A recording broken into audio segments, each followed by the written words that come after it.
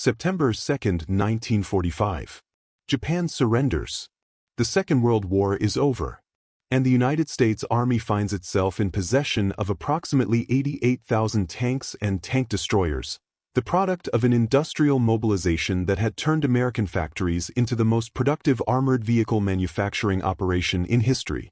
The question of what to do with them had no easy answer. American tank production between 1940 and 1945 had been staggering in scale.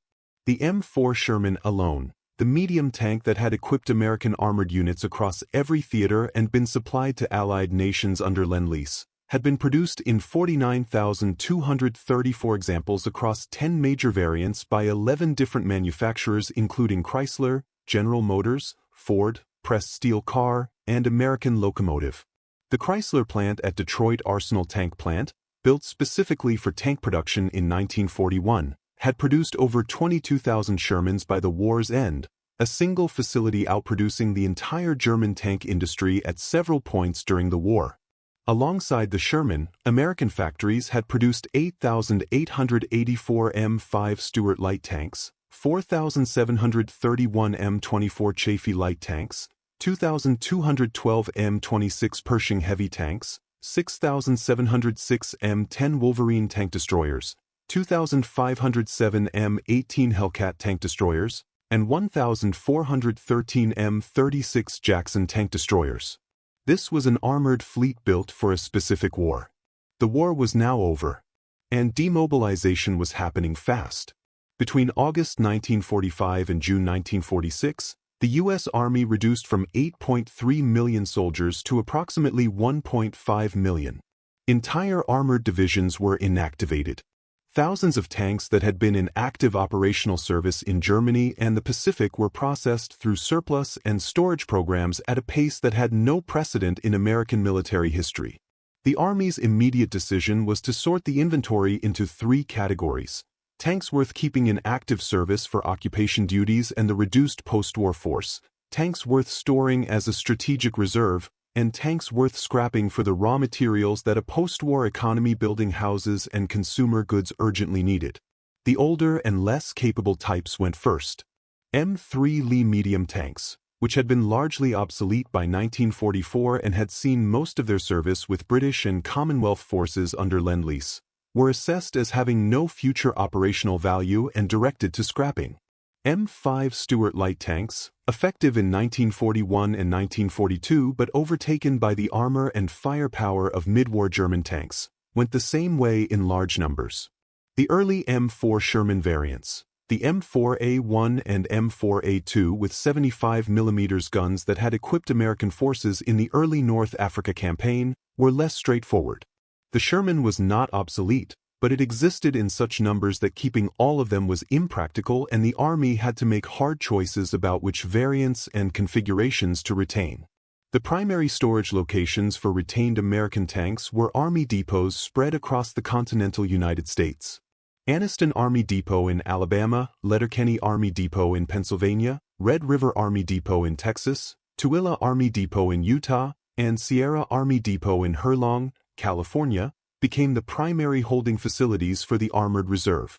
Tanks arriving for storage were processed through a preservation protocol. Engines were drained and treated with preservative oil, fuel systems were flushed, exposed metal surfaces were coated against corrosion, and vehicles were covered or positioned to minimize weather exposure where indoor storage wasn't available.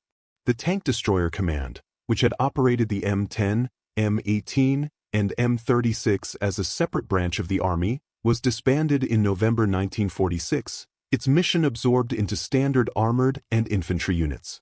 The vehicles it had operated went into storage at Army depots or were assessed for redistribution. The M18 Hellcat, the fastest tracked combat vehicle the U.S. had fielded in the war, capable of 55 miles per hour on roads, was assessed as too lightly armored for future combat against expected Soviet tank threats and was designated for eventual disposal rather than long-term retention. In Europe, the situation was handled differently. Thousands of American tanks that had fought across France, Belgium, the Netherlands, Germany, and Italy were in theater at the war's end, and shipping them back to the United States was expensive and logistically complex. Many were placed in storage at European depots in Germany and France. Others were turned over to Allied governments whose own armored forces had been devastated during the occupation and who needed equipment immediately.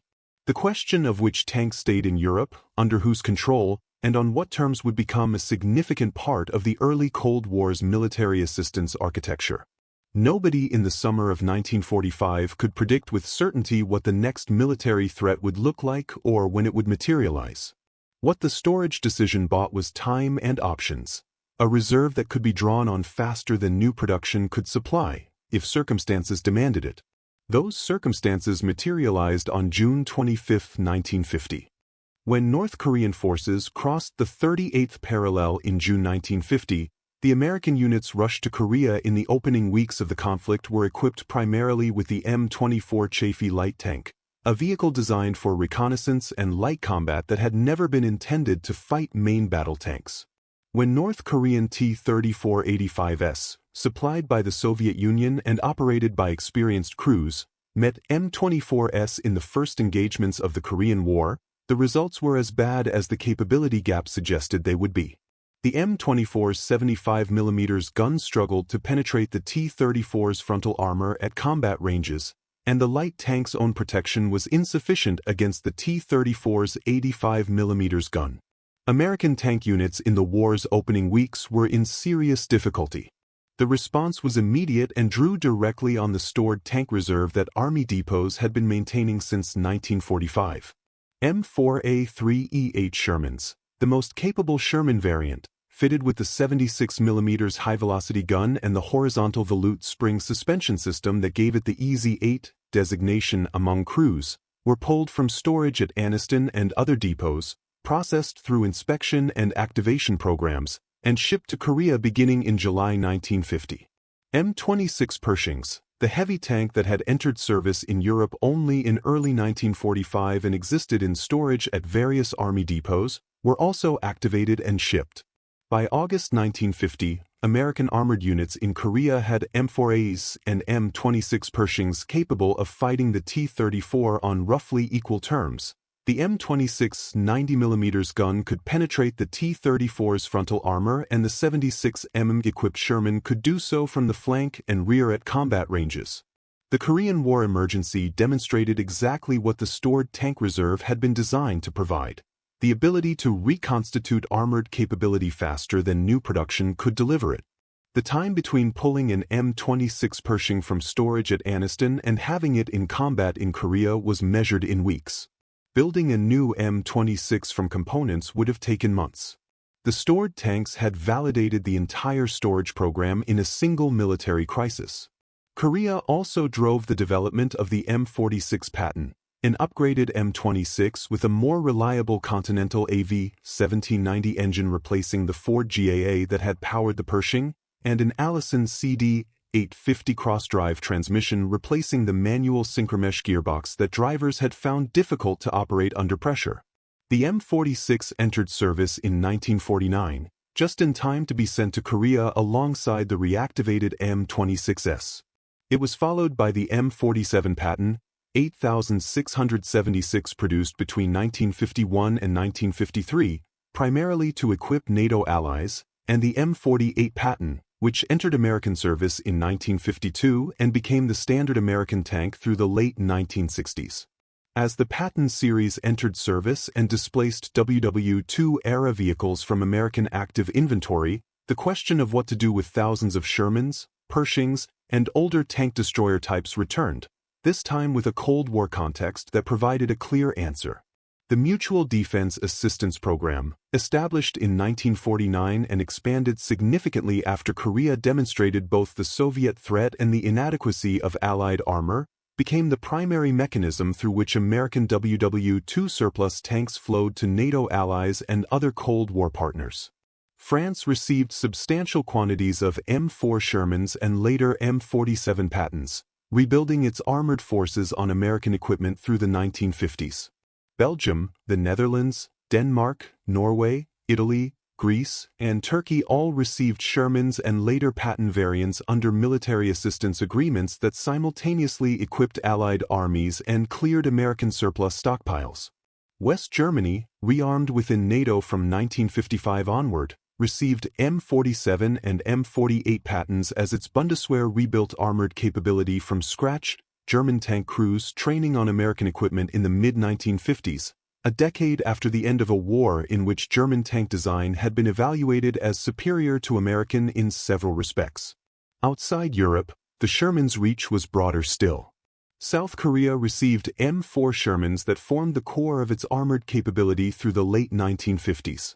Taiwan received significant Sherman quantities for the defense of Formosa against potential People's Liberation Army amphibious assault.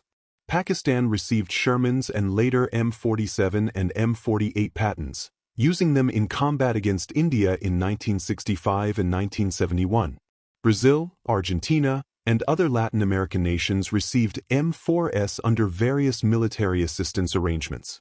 By the mid-1950s, the M4 Sherman, America's standard medium tank during the war, had been transferred to more than 30 different armies across 4 continents, a distribution scale that no other tank design in history had matched.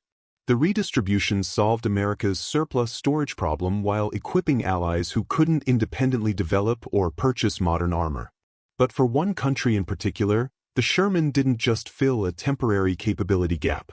It became the foundation of an armored doctrine that kept the design viable for 3 decades past the war that produced it. Israel received its first M4 Shermans in 1948 through channels that involved surplus dealers, European arms brokers, and significant creative interpretation of the arms embargo restrictions nominally in place during the Israeli War of Independence. The tanks arrived in various configurations, some 75 mm armed early variants, some 76 mm late model examples, in conditions ranging from functional to requiring substantial workshop attention before they could fight. Israeli ordnance personnel, working with limited facilities and under active combat pressure, repaired and modified the arriving vehicles and put them into service in a conflict where armor proved decisive in several key engagements. The Syrian army that Israel faced in the Galilee and Golan area in 1948 also operated Soviet-supplied armor, giving Sherman crews their first direct experience fighting against the kind of Soviet tank threat that would define Israeli armor doctrine for the next 3 decades. By the 1956 Sinai campaign, Israel had accumulated a substantial Sherman fleet through continued procurement from surplus channels and military assistance arrangements, and had begun the modification programs that would eventually make the Israeli Sherman the most extensively upgraded version of the design operated anywhere in the world. The M50 Super Sherman, introduced in the late 1950s, mounted a French 75mm CN75-50 gun, a high-velocity weapon with significantly better anti-armor performance than the original 75mm or 76mm guns fitted to American Shermans, on a modified turret and hull. The M51 Sherman, introduced in the early 1960s, went further still, fitting a 105mm gun derived from the French AMX-30's main armament into a modified turret on the Sherman hull. The M51 Sherman had better anti-armor performance against contemporary Soviet-supplied tanks than many nominally more modern designs, and it remained in Israeli frontline service through the 1967 Six-Day War and into the 1973 Yom Kippur War, 28 years after the last American Sherman had rolled off the production line. Egypt had also received Shermans through various channels, meaning that in 1967, Sherman variants were fighting on both sides of several engagements in the Sinai, the same basic tank design, produced in American factories between 1942 and 1945, modified differently by different recipients, pointed at each other across contested desert terrain more than 2 decades after the war that produced them had ended. Syrian forces also operated older Sherman variants in 1967, adding a third recipient to the engagements on the Golan Heights. The Six-Day War involved, in part, American WW2 era tank production serving simultaneously in 3 different Middle Eastern armies in a conflict that had nothing to do with the war those tanks had been built to fight.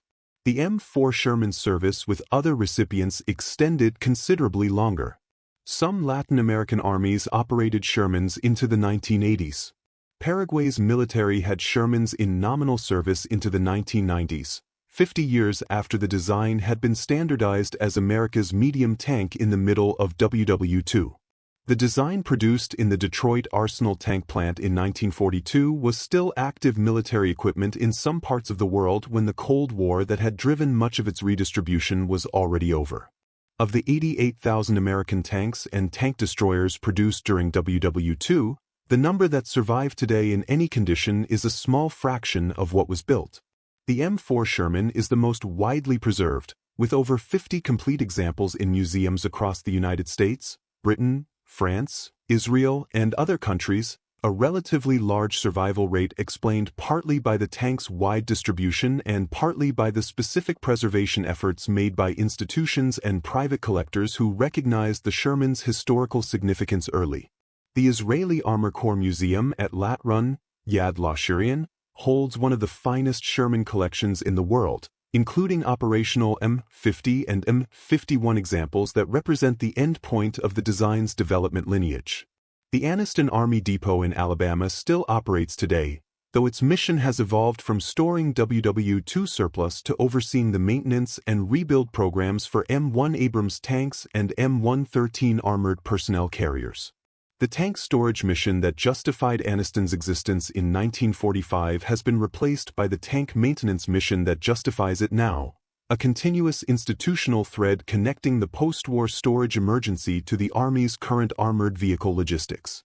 Of the 49,234 M4 Shermans produced during WW2, the best current estimate is that fewer than 300 complete examples survive in any condition worldwide, approximately 0.6% of total production. Of the 2,507 M18 Hellcats produced, fewer than 20 complete examples are confirmed to exist. Of the 2,212 M26 Pershings, fewer than 30 survive. The tanks that equipped American armored divisions across every theater of the war, that were stored in depots across the country, that were reactivated for Korea and redistributed to 30 Allied armies, that fought in conflicts from the Sinai to Indochina to the Golan Heights, have almost entirely disappeared, scrapped, worn out, or simply lost to time and institutional inattention. What remains is enough to understand what was built. It is not enough to represent what was used.